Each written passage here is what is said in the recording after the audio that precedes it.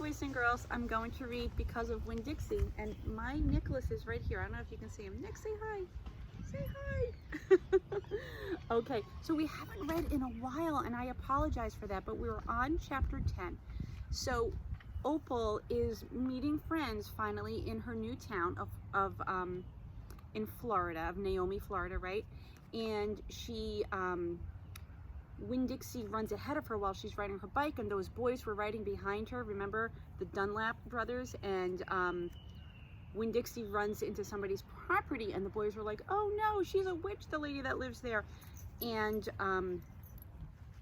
Opal goes after Winn Dixie and meets Gloria Dump. She's the woman that lives in that house, and the boys think that she's a witch. So she goes and meets her, and Gloria Dump is feeding Winn Dixie peanut butter sandwiches, right? And when we end chapter 9, Gloria Dump says that she can't see very well, so she has to see with her heart. And so she says, and because Winn Dixie was looking up at her like she was the best thing he had ever seen, and because the peanut butter sandwich had been so good, and because I had been waiting a long time to tell some person everything about me, I did. So now it's chapter 10, and she's going to tell Gloria Dump about herself. I told Gloria Dump everything. I told her how me and the preacher had just moved to Naomi, and how I had to leave all my friends behind. I told her about my mama leaving, and I listed out the 10 things that I knew about her. And I explained that here in Naomi, I miss Mama more than I ever had in Watley. I told her about the preacher being like a turtle, hiding all the time inside his shell.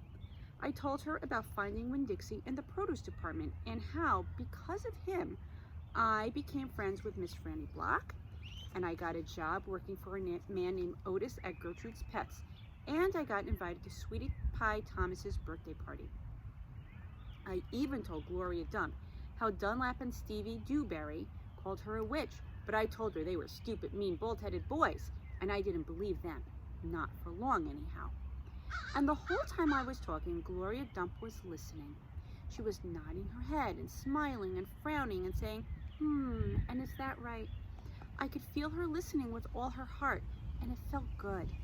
You know what, she said when I was all done? What? Could be that you got more of your mama in you than just red hair and freckles and running fast. Really, I said? Like what? Like maybe you got her green thumb. The two of us could plant something and see how it grows. Test that green thumb out. Okay, I said.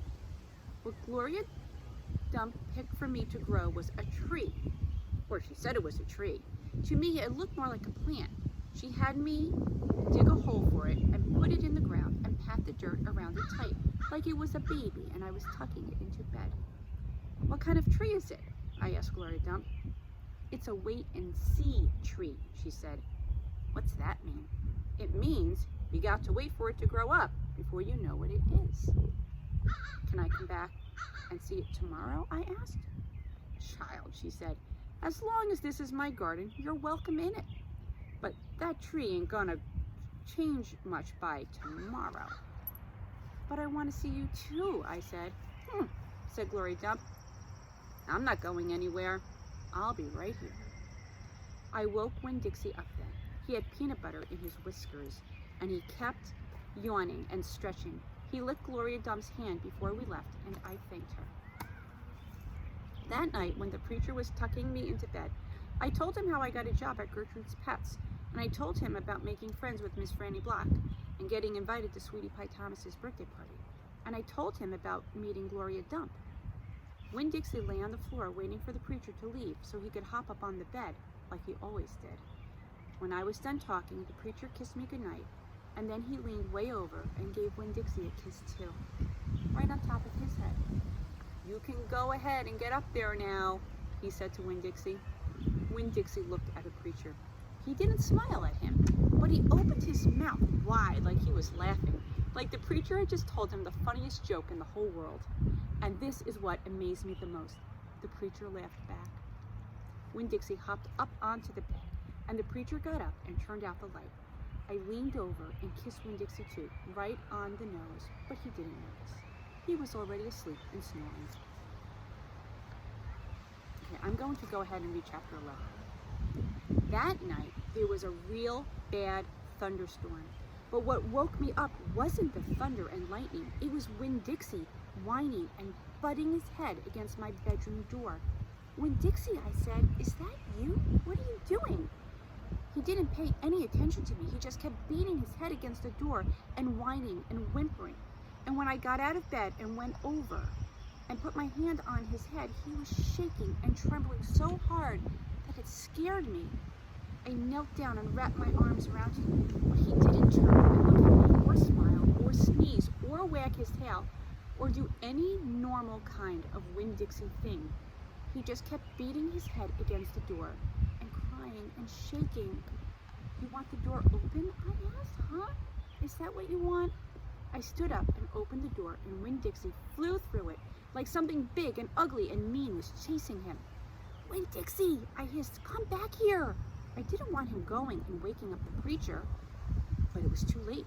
Winn-Dixie was already at the other end of the trailer in the preacher's room. I could tell because there was a spring sound that must have come from Winn-Dixie jumping up on the bed. And then there was a sound from the preacher, like he was real surprised. But none of it lasted long, because Winn-Dixie came tearing back out of the preacher's room, panting and running like crazy. I tried to grab him, but he was going too fast. "Opal," said the preacher. He was standing at the door of his bedroom, and his hair was all kind of wild on top of his head. And he was looking around like he wasn't sure where he was. "Opal, what's going on?" "I don't know," I told him. And just then there was a huge crack of thunder, one so loud that it shook the whole trailer. And Winn-Dixie came shooting back out of my room and went running right past me, and I screamed, "Daddy, watch out!" But the preacher was still confused. He just stood there, and Winn-Dixie came barreling right toward him like he was a bowling ball, and the preacher was the only pin left standing. And wham! They both fell to the ground. "Uh-oh," I said. "Opal?" said the preacher. He was lying on his stomach, and Winn-Dixie was sitting on top of him, panting and whining. "Yes, sir," I said. "Opal," the preacher said again. "Yes, sir," I said louder. "Do you know what a pathological fear is?" "No, sir," I told him. The preacher raised his hand. He rubbed his nose. "Well," he said after a minute, "it's a fear that goes way beyond normal fears. It's a fear you can't be talked out of or reasoned out of." Just then, there was another crack of thunder, and Winn-Dixie rose straight up in the air like somebody had poked him with something hot. When he hit the floor, he started running. He ran back to my bedroom, and I didn't even try to catch him. I just got out of his way. The preacher lay there on the ground, rubbing his nose. Finally, he sat up. He said, "Opal, I believe Winn-Dixie has a pathological fear of thunderstorms." And just when he finished his sentence, here came Winn-Dixie again, running to save his life. I got the preacher up off the floor and out of the way just in time. There didn't seem to be a thing we could do for Winn-Dixie to make him feel better, so we just sat there and watched him run back and forth, all terrorized and panting. And every time there was another crack of thunder, Winn-Dixie acted all over again like it was surely the end of the world. "The storm won't last long," the preacher told me, "and when it's over, the real Winn-Dixie will come back." After a while, the storm did end.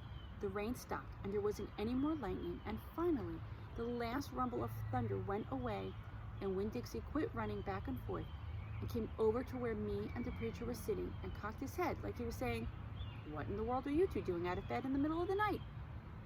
And then he crept up on the couch with us in his funny way that he does, where he gets on the couch an inch at a time, kind of sliding himself onto it, looking off in a different direction, like it's all happening by accident, like he doesn't intend to get up on the couch, but all of a sudden, there he is. And so the three of us sat there. I rubbed Winn-Dixie's head and scratched him behind the ears the way that he likes.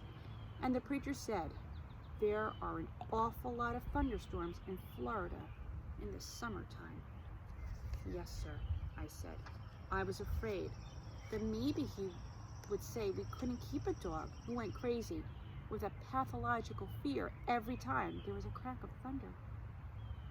"We'll have to keep an eye on him," the preacher said. He put his arm around Winn-Dixie. "We'll have to make sure he doesn't get out during a storm. He might run away. We have to make sure we keep him safe. Yes, sir, I said again. All of a sudden, it was hard for me to talk, just like me. I loved the preacher so much. I loved him because he loved Winn-Dixie.